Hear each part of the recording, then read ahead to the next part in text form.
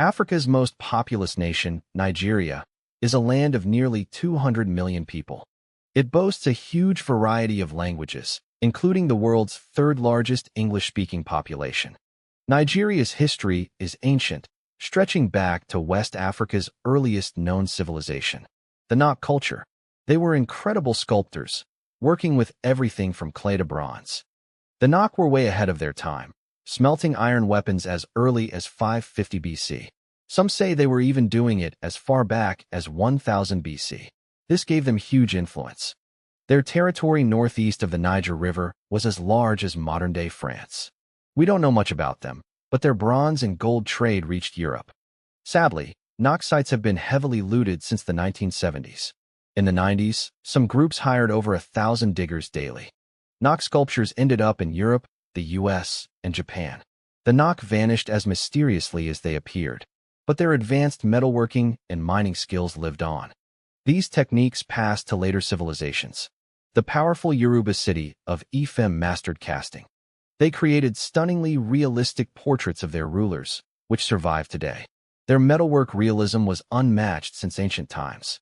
It wouldn't be seen again until the Italian Renaissance. Ife was ruled by divine kings, the Oni, said to be descended from a god. The last prince founded the Oyo kingdom. Southwest, the Edo people of Benin also learned metalwork. They built one of engineering's greatest achievements. The Benin walls are the largest earthen structure ever made. They enclosed over 2,500 square miles. Altogether, these walls stretched over 9,000 miles. With their strong military, it's no wonder Benin was so stable and rich for so long. North of Edo, legend tells of a kingdom ruled by queens. One queen married a hero from Baghdad. Their sons led powerful city-states. Over centuries, Hausa land united briefly. But conflict and intrigue were common. They kept friendly ties with the Mali Empire.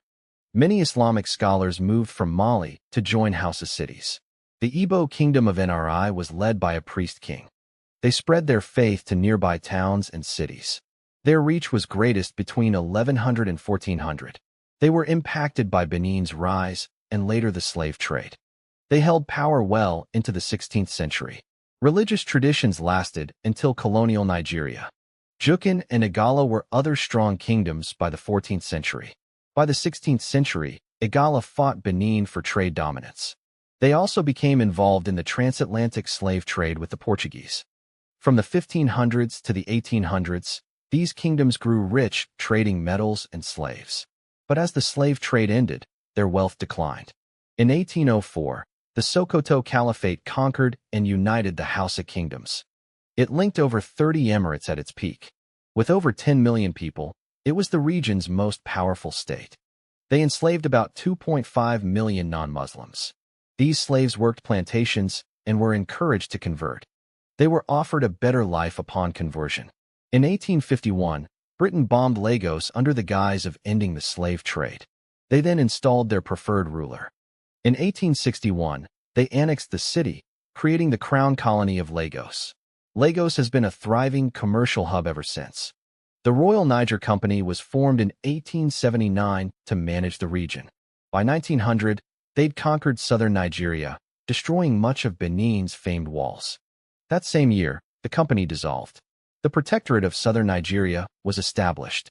The conquest of the Sokoto Empire began in 1900. By 1903, all of modern Nigeria was under British control. The colony and protectorate lasted 46 years.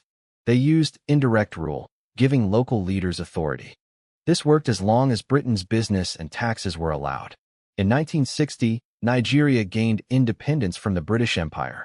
This followed Britain's weakening after World War II. In 1967, the Republic of Biafra was declared in southeast Nigeria. This was fueled by Igbo persecution in the north. Control of oil in the Niger Delta was a major factor.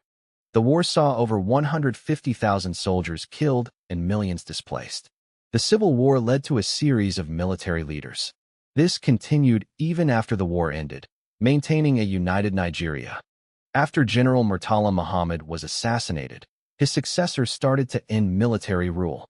He brought back a republic, but it was short-lived.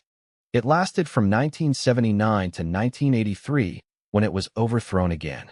General Ibrahim ruled for 8 years before re-establishing democracy. That lasted less than a year before General Sani Abacha took over. Abacha died mysteriously and was buried without an autopsy. His successor brought back democracy. It has lasted to this day. This has been Nepometheus. I hope you enjoyed this look at Nigerian history. Don't forget to like, hit the bell for notifications, and subscribe.